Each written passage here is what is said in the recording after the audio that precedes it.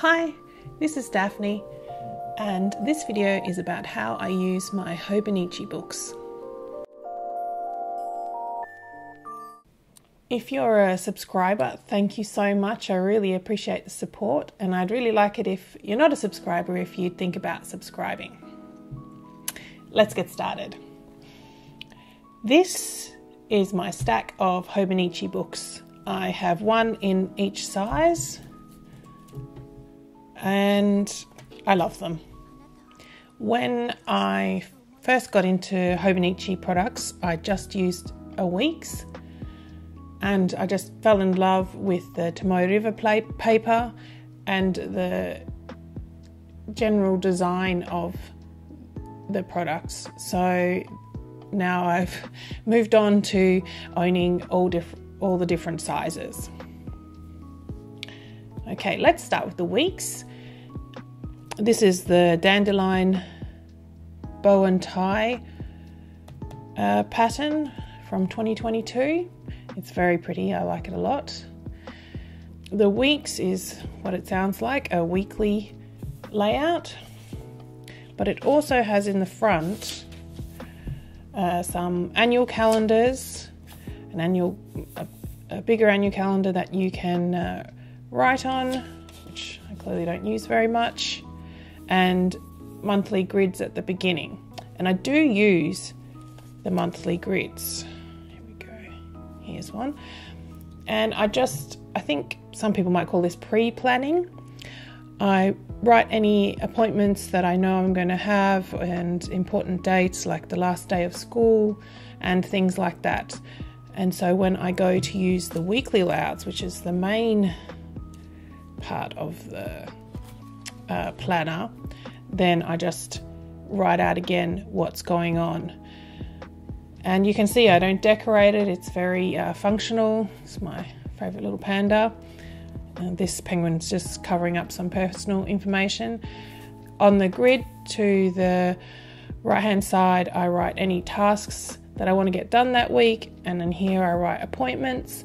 And I also do keep track of things that have happened during the day that I might later put in a different journal or just leave in here for memory keeping.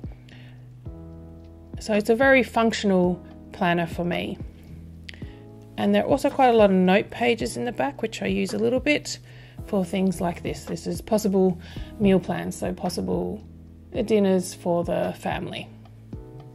And I really love the Hobonichi pen that you get for free if you order from the Hobonichi side, if you order a planner. And that's what I mainly use in this Weeks. Sometimes I decorate. Here we go. This again is just covering up some personal information, but it's pretty minimal decoration.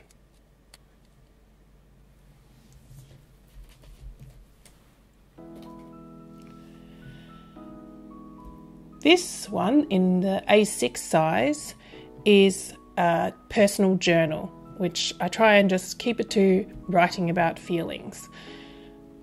I like it because it is small, and so there isn't a lot of space per day to write all my feelings and ruminate. And you can probably see through there that all I do is write. There's no decorating, nothing fancy at all. I did try and track dates that I was having with my husband just for fun. These stickers from, where are these stickers from? Midori.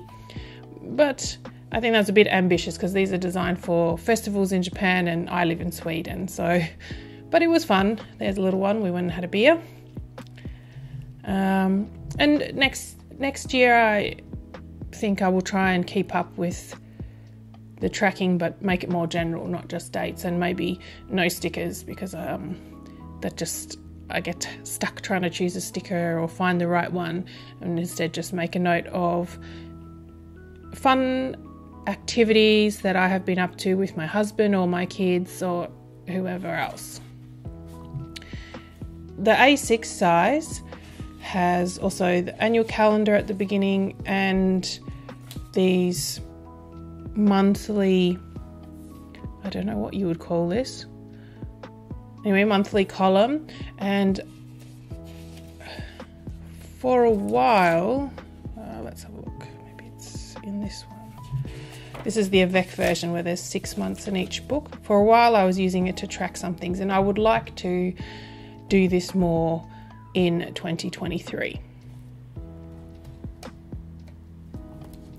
This is the Astro Boy cover, I think from a couple of years ago.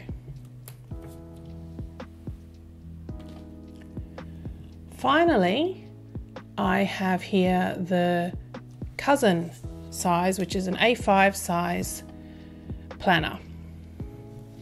You can see here I've also got the pen, which is just what year is this? I don't know. But this is the same kind of pen that I use in my weeks. I really like it. This is the 2020 version. I've forgotten what this cover is called. It might just be Floral Scarf or something like that. And I think this is from 2019. 2020 or 2019. Okay, let's have a look in here. So I just have a few index tabs, the Hobonichi stencils, some washi strips from Kita, which I barely ever use because, again, I don't really decorate this book very much. I did have dreams of using it like an art journal that you see a lot of people doing, like Job's journal, that kind of art journaling, or My Life Mitts. But as it turns out, what I really love to do with this book is to write in it with a fountain pen. I just love the Tomoe River paper and I love writing in fountain pen. So that works. In the front, again, we have the annual calendars, and these are the same as in the A6 size. And in this book, I use them as an index. So you can see I've put little notes about what I wrote on those days, because and I keep this index because what I write on that particular day is not necessarily what happened that day, and this sort of has turned into more like a commonplace book or something like that. So if I run out of space, so I start on the day that it is. So if it's the 1st of November, I will start on that day, but if I run out of space, I'll go back into the book and use an empty page that I haven't used yet. And the index sort of helps me keep track of where things are because it's not just chronological. Let's see. Also in this book there are monthly grids, but I haven't really found a good use for them. I think maybe I will try and use them a bit more for planning goals and things like that, but I haven't decided yet. And it's similar with the weekly spreads. I did try and sort of do it in a time block kind of way, and sometimes I find that useful just to be really conscious of actually how much time I have available and how I need to split up my time according to my responsibilities. And I was going to try and set up a system where at the end of the day I would give a little review, a star rating that indicated how I felt that I'd gone that day in terms of productivity or working towards my goals, things like that. But I really haven't used it that way very effectively. So I'm going to have to think about that some more for next year, or just write in fountain pen on top of it some more like I do in the rest of the book, perhaps. And on the daily pages, I just write about my work. So things to do with designing products for my Etsy shop that I just opened, and using social media. So here it says social media thoughts, and you can see that this is the day that I wrote these things, but that's not the day indicated by the planner. I do decorate a little bit. There's my panda friend again. I'm in love with this stamp. And I have been putting some tabs and indicators for pages that I may need to refer back to a lot. I don't really use any of these pages back here for anything, but I feel like I've really settled into using this book in a way that is not the way that I intended from the beginning. When I bought it, as I say, I intended to use it for art journaling, but now I really enjoy just writing in it about whatever I want, usually about work-related things. So if I watch a video and I want to take notes on that video, that will go in here. Sometimes I will make a plan for the day in here, although I tend to use the daily sheets from my shop to do something like that.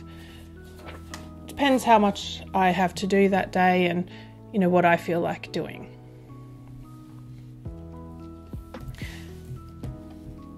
So, do you have Hobonichi books, and how do you like to use them? Please let me know in the comments. And if you have a video about how you use them, I'd love to watch that too. I think my favourite size will always be the weeks. There's just something about this amount of space that's in here that really suits keeping track of appointments and even a little bit of what happened that day. I really like how it's divided with the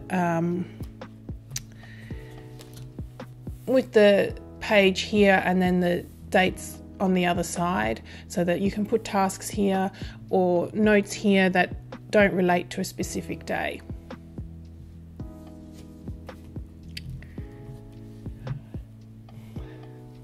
Thanks for watching this video, and if you enjoyed it, please give it a like, and I hope you have a great day. Bye!